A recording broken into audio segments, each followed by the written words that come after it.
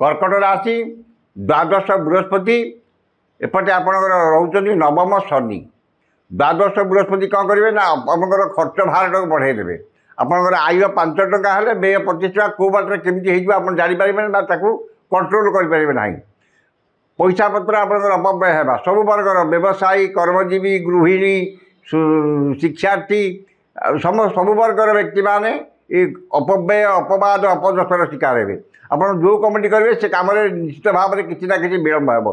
हो टंका पैसा आपंकर खर्च अधिक बढ़ी अजथा खर्च बद खर्च परिवार खर्च बार अहेतुक भाव वृद्धि पाइब। जी खर्च आप टार्गेट रखुवा आपंकर चलित वर्ष धरतु मासक आप 5,000 खर्च होता ये देखिए आप जमी बृहस्पति चलन हो 14/5 पर आप देखिए खर्च बार आस्ते आस्ते कौ बाटे any resin without any resin आपंकर खर्च बार बढ़ी जोटा कि आय 5 टका हेले व्यय आय कमिज व्यय बढ़ी और संचय नील हो। समस्त कर्म भूल निष्पत्ति ने सब वर्गर व्यक्ति माने आप ठीक कौटा करवा उचित कौटा करवा उचित नुह आपको आप ठीक जापारे ना और सब निष्पत्ति ने भूल करेंगे निष्पत्ति बोले आप ठीक निष्पत्ति नहीं पारे सब निष्पत्ति ने समय उपयोगी निष्पत्ति ने आप विफल हेबे। एवं शारीरिक पीड़ा बृहस्पति जेहतु 12 रही आपंकर शारीरिक पीड़ा भोगे और आय कमिज व्यय बढ़ सब वर्गर व्यक्ति माने ये फलटी पाइबे। व्यवसाय माने व्यवसाय अग्रगति हेनी जहाँ पैसा पत्र रोजगार हो आय 5 टका हेले व्यय 25 टका हे। कर्मचारी समस्या लगी आपंकर कस्टमर मान समस्या लगी आप जो जिनटा बिकुंट से जिन किसी खराब पड़ू कौन प्रकार आपंकर बदनामी हूँ आप जिन भल हो भल हो जिते भल हेल्ले लोक आपंकर बदनाम अपमान देवे अपदर्श देवे आपंकर सम्मान रहा। आपड़ जिते भल जिन जिते कम रेट्रे बिकिले आपंकर समय जेहेतु खराब चलती आपण जिन के पसंद करें ना जो आपंकर कस्टमर संख्या कमी कमी आस्ते आस्ते कमी कमी आसो और आपंकर आय संख्या आय कमिज व्यय जेहेतु आप कर्मचारी गोटे संस्था चलुच्छे से व्यय आपंकर बढ़ी चलो और आपंकर आर्थिक समस्या आर्थिक समस्या कर्मचारी समस्या ग्राहक समस्या और ट्रांसपोर्टेशन व्यवसाय ये 4टी जाक समस्या आप लगी रहा। कर्मजीवी माने कर्म अवहेला करेंगे कर्म प्रति अनाग्रह भाव प्रकाश पाइब कर्म करने आग्रह आस जो कमटी करेंगे आप ठीक टाइम करेंगे ना ठीक टाइम ऑफिस की जी ना ठीक टाइम कम करेंगे ना जो आपंकर कर्मस्थल में अशांति लगे सहकर्मी मैंने असहयोग करेंगे और पदस्थ अधिकारी रोषर आप शिकार हे।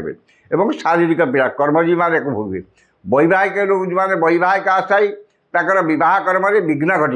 अजथा विलम्ब घट बाहर ठीक हो पार ना जदि ठीक ठाक हो भांगीज और जो मैंने प्रेम संपर्क अच्छा प्रेम घाटा बढ़ और प्रेम संपर्क किसी मनमानी न हो भर किसी ब्रेकअप हो ये जिन प्रेम संपर्क हो। शिक्षार्थी माने शिक्षा प्रति अनाग्रह भाव प्रकाश करें शिक्षा पाठ पढ़ाई आग्रह आसवे जदि पाठ पढ़े जहाँ पढ़े ता प्रकाश करें ठीक लिखिपारे ना जी पढ़ुं से ठीक पढ़े मन रहा सब कले ठीक कले परीक्षा आलू गले लिखिले लिखिला आलू लिखिपारे मन कहले स्मरण शक्ति ह्रास घट विद्या बुद्धि ज्ञान गारिमा प्रत्युत्पन्नमति दूरदृष्टि धीशक्ति स्मरण शक्ति ह्रास घट एवं समस्त कर्म विवादी हम जो कमटी आप करेंगे से कम किसी ना कि भूल थी जोटा कि समस्त आखि आगे रे भूलटा शिक्षार्थी मान उच्च शिक्षार वंचित हे शिक्षा असफल हे। गृहिणी माने पारिवारिक अशांति शारीरिक पीड़ा मान सम्मान हानि और परिवार अशांति भोग करेंगे ये जिनटी आपंकर कर्कट राशि व्यक्ति मानक हम। कर्कट राशि हूँ आम 3टी नक्षत्र 7 4 पुनर्वसु मिथुन पुनर्वसु कर्कट पुष्या कर्कट अश्लेषा कर्कट जो मानकर पुष्या कर्कट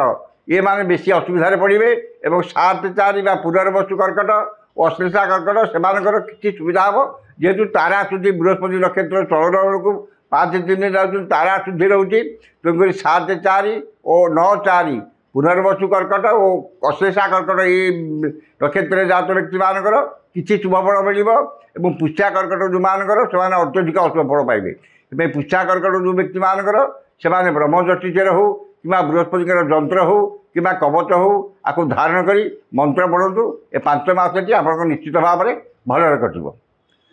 बर्तमान जाना सिंह राशि।